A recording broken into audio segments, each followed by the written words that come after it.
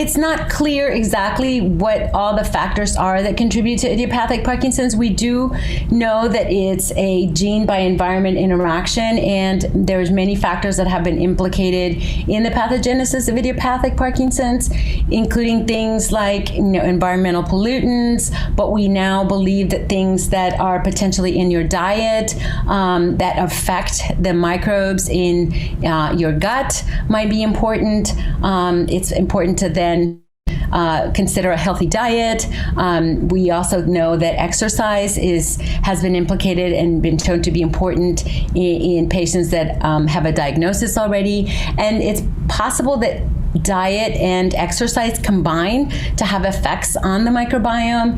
And so the environmental factors combined with genetic predisposition are going to be sort of dialing up a dance card of risk factors that will determine your overall lifespan risk.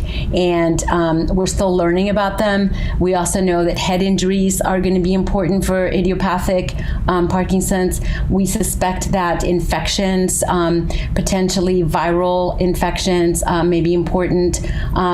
There's some concern that it's possible that neurological consequences of things like COVID-19 and influenza and other things could potentially predispose you, although the data is still emerging.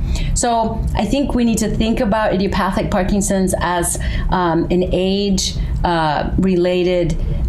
neurological disorder where you accumulate insults throughout life that synergize with your genetics and your genetic predisposition. But you can do a lot of things to your environment and to your lifestyle choices to lower those risks, such as healthier diet, exercise, maybe trying to spend some time in the outdoors where the air is good, and reducing your exposures to areas where maybe the air is not so good.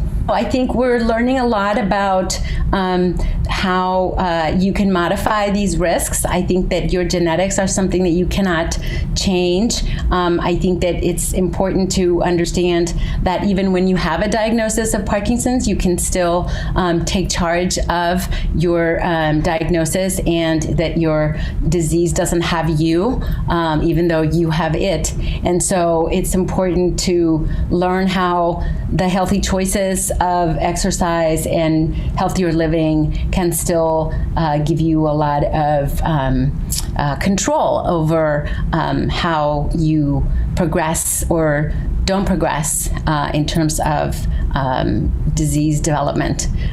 So I would encourage everybody to learn more about what we're learning about diet and exercise and exposures, and to keep a positive outlook about how modifying some of these things might help us mitigate, reduce risks, and potentially slow down the progression.